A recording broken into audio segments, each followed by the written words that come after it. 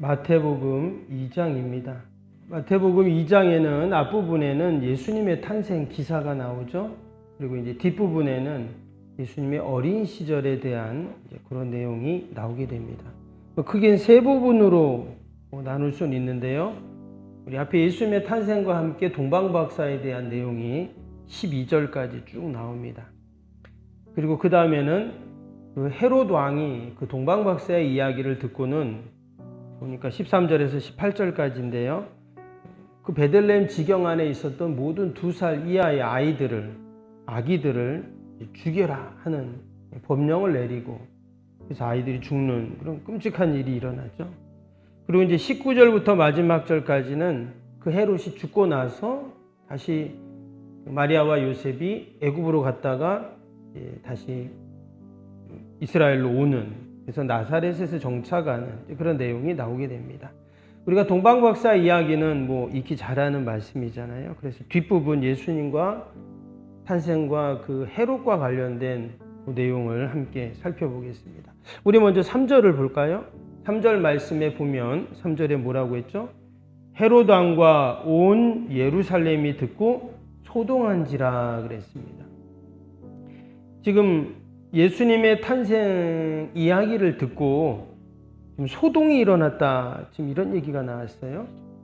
여기서 이 소동이 났다는 것은 예수님 탄생했으니까 기쁘고 즐겁다 이런 소동이 아니라 아주 혼란스럽고 어지러운 그런 말 그대로 소동이 일어난 것입니다.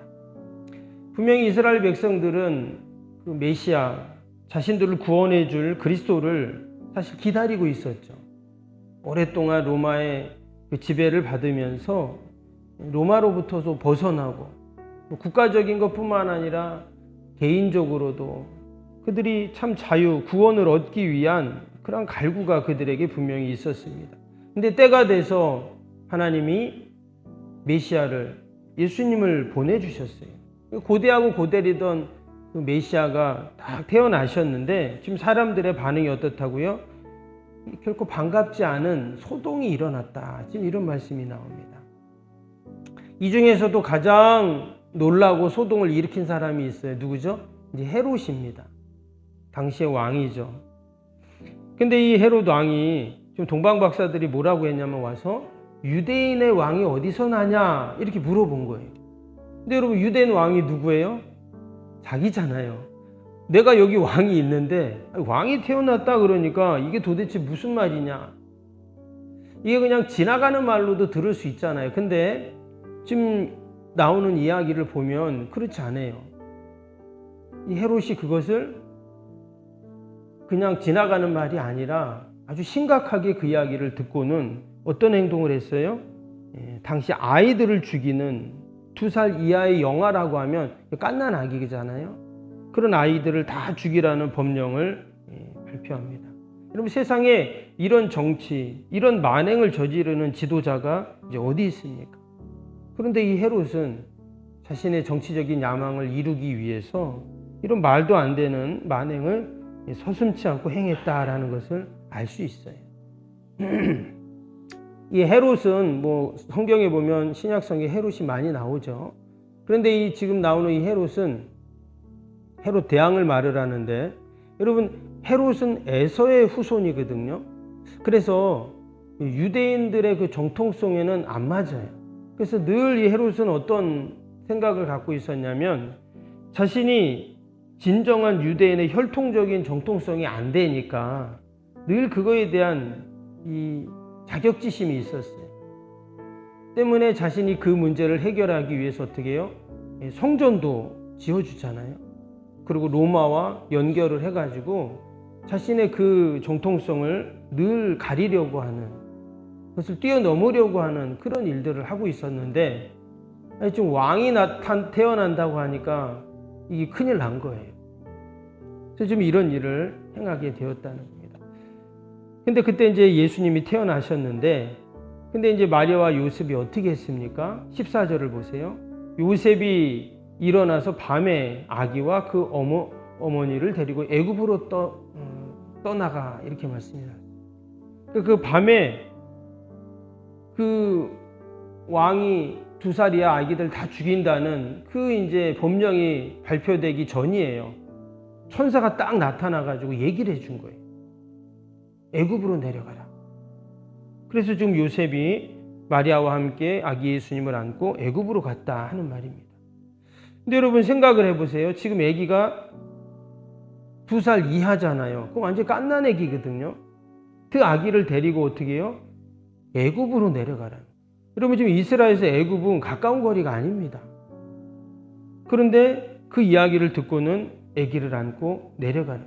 가다가 무슨 일을 당할지 몰라요. 뭐 차를 타고 가는 것도 아니고 기차 타고 가는 것도 아니고 뭐 걸어가든 뭘 타고 가든 뭐 말을 타든 낙타를 타든 그렇게 갔다는 거잖아요. 이거 목숨을 건 일입니다. 그 갓난 아기를 안고. 근데 이 말씀은요 결국 뭐예요? 이제 하나님의 명령에 순종했다라는 거예요.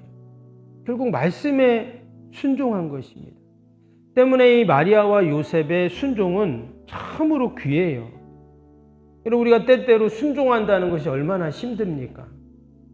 내가 순종할 수 있는 여건과 상황이 되면 뭐 순종할 수 있어요. 누구나.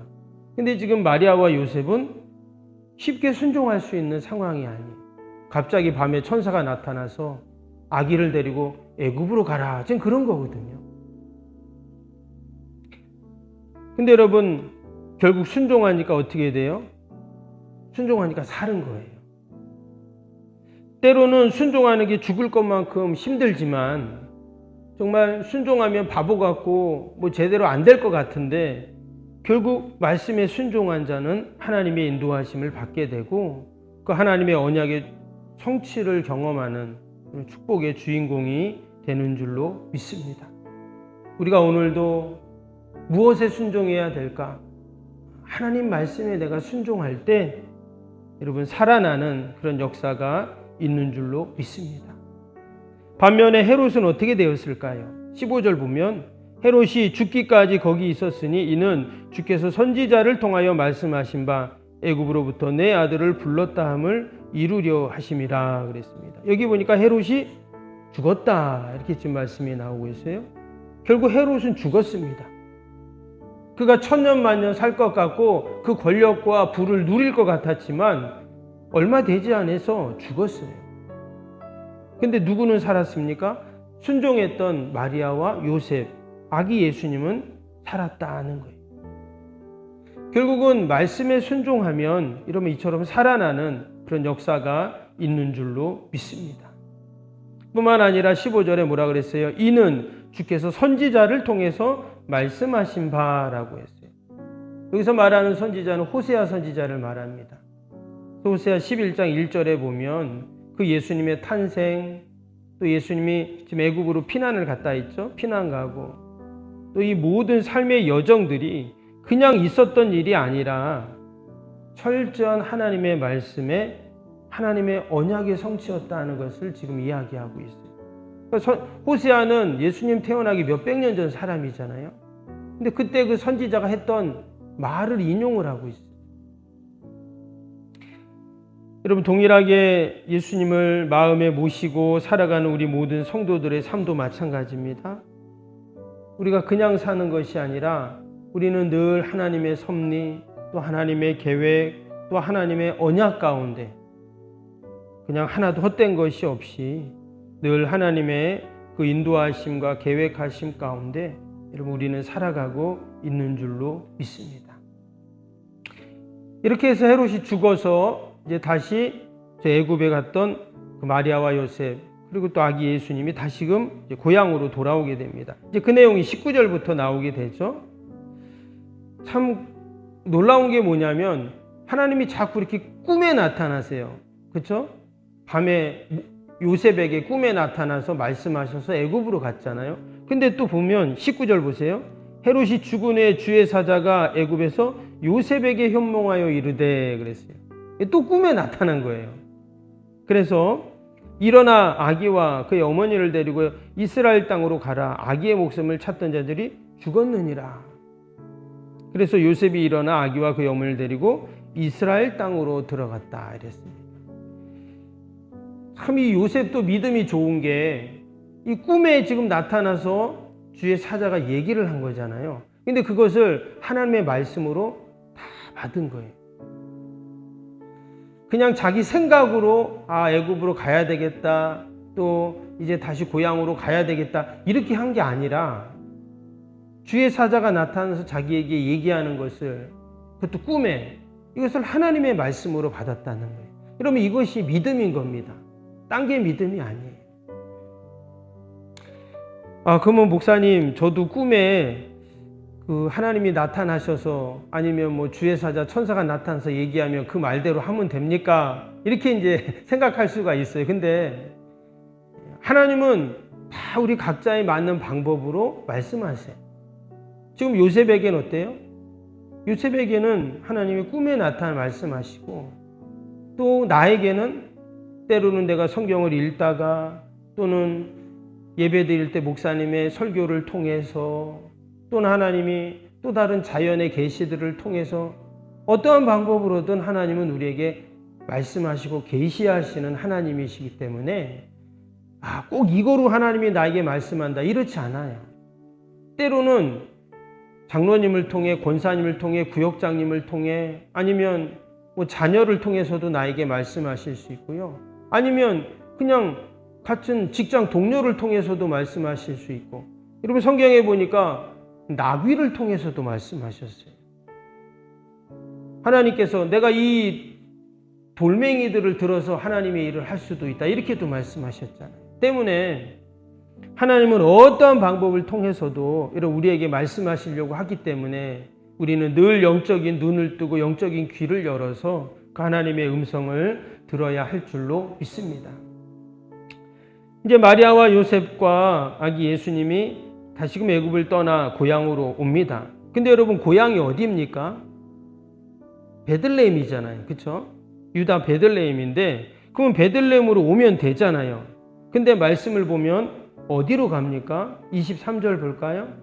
23절에 나사렛이란 동네에 가서 사니 이는 선지자로 하신 말씀에 나사렛 사람이라 칭하리라 하심을 이루려 함이니라 그랬어요. 원래는 베들레헴으로 와야 되는 게 맞잖아요. 고향이니까. 근데 베들레헴으로 안 갑니다. 어디로 간다고요? 나사렛이라는 곳으로 가요. 이것은 이제 저 북쪽, 이제 갈릴리 지방에 있는 그런, 베들레헴은 예루살렘에서 멀지 않습니다. 근데 지금 저 북쪽 갈릴리로 지금 가고 있어요. 그래서 거기서 나사렛이라는 그 동네에 가서 이제 거기 정착해서 삽니다. 그래서 예수님을 우리가 나사렛 예수다, 이렇게 이제 이야기를 하잖아요. 우리가 한 가지 궁금한 게 있어요. 왜 애굽으로 갔다가 다시 이스라엘로 돌아오면 당연히 고향으로 갈 것 같은데 지금 고향으로 가지 않고 나사렛이라는 곳에 갔다는 거예요. 근데요, 23절 다시 한번 보세요. 여기 뭐라 그랬어요? 이는 선지자로 하신 말씀에 나사렛 사람이라 칭하리라 하심을 이루려 하심이라고 했어요. 무슨 말이냐면 예수님의 삶은 철저하게 하나님의 말씀에 성취하는 삶이었어요. 태어난 것부터, 피난 간 것부터, 또 고향이 아닌 다른 곳에 정착하는 것까지도 어때요? 오로지 하나님의 말씀을, 하나님의 뜻을 이루려 하십니다 하는 거예요. 여러분, 우리 그리스도의 삶이 그렇습니다. 우리는 늘 하나님의 뜻을 이루고, 여러분 하나님의 언약의 성취를 위해서 우리는 살아가는 자들인 줄로 믿습니다. 예수님께서 애굽에서 돌아오셔서 마리아와 요셉이 함께 고향 베들레헴으로 갈 수 있어요. 아니면 도시인 예루살렘으로도 갈 수 있습니다. 근데 왜 이 나사렛이라는 곳으로 갔을까요? 이 나사렛이라는 단어 뜻은요, 나제르라는 그런 뜻인데요. 그 뜻이 뭐냐면 네제르라는 단어인데, 이 네제르라는 단어가 뭐냐면 볼품없다, 이런 뜻이에요. 여러분, 베들레헴도 위에 아까 6절에 뭐라 그랬냐면 유다 고을 중 가장 작은 동네가 베들레헴이에요. 거기서 태어나셨어요.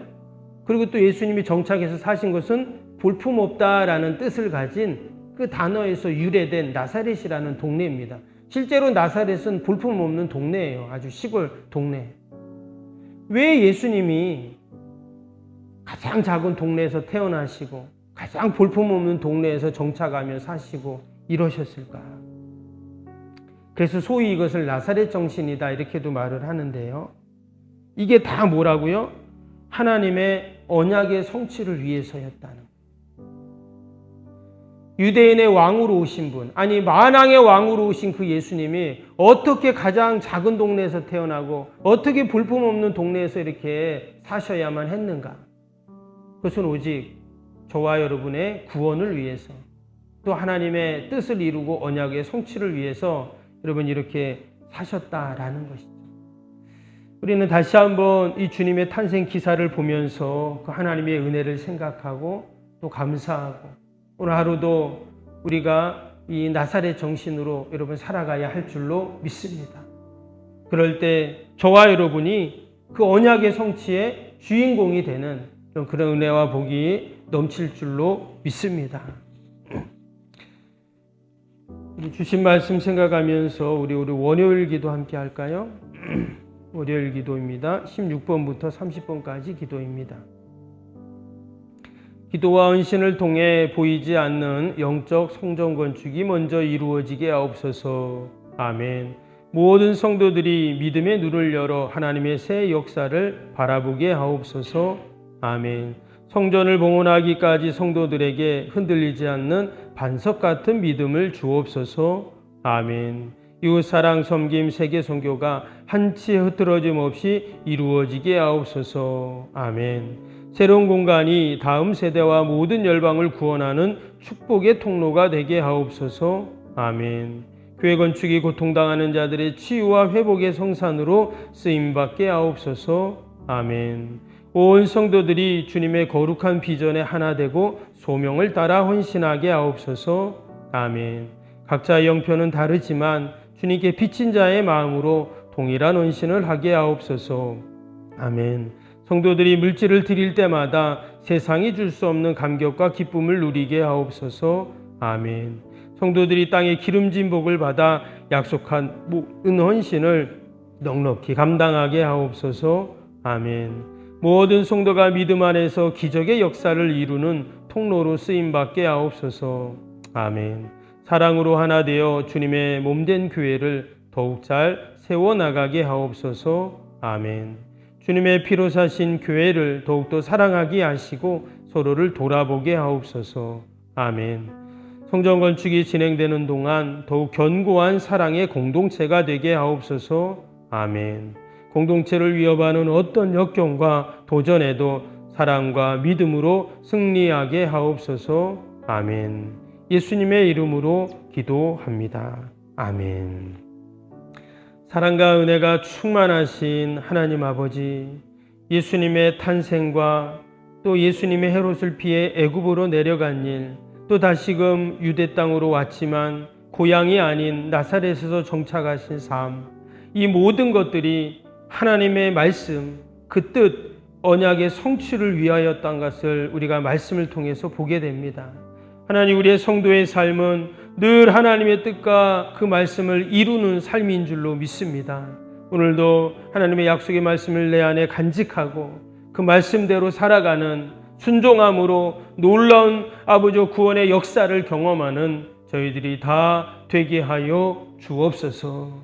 하나님, 귀한 새벽에도 또 우리 나라 민족과 교회와 이웃과 살아가는 자녀들 하나님 다 올려드리오니 하나님께서 들으시고 선하게 인도하여 주옵소서. 특별히 우리 연약한 육신을 만져주시고 우리 환우들, 연로하신 어르신들, 요양 계신 분들 늘 보살피셔서 하나님 건강 때문에 염려, 근심 걱정하지 않도록 늘 은혜를 베풀어 주옵소서. 아버지, 귀한 새벽 또 우리 조집사님 가정, 우리 유진이, 또 아버지 우리 은희 어린 생명들 주님 전에 나왔습니다. 하나님께서 우리 어린 아이들 지혜를 주시고 건강을 주시고 아버지 믿음을 주시고 가정과 가문을 살리는 축복의 자녀들로 삼아 주옵소서. 오늘도 하나님 우리의 모든 기도의 제목, 마음의 소원들 하나님 다 들으실 줄 믿고 감사하며 예수님의 이름으로 기도하옵나이다. 아멘. 하늘에 계신 우리 아버지, 아버지의 이름을 거룩하게 하시며 아버지의 나라가 오게 하시며 아버지의 뜻이 하늘에서와 같이 땅에서도 이루어지게 하소서. 오늘 우리에게 일용할 양식을 주시고 우리가 우리에게 잘못한 사람을 용서하여 준 것 같이 우리 죄를 용서하여 주시고 우리를 시험에 빠지지 않게 하시고 악에서 구하소서. 나라와 권능과 영광이 영원히 아버지의 것입니다. 아멘.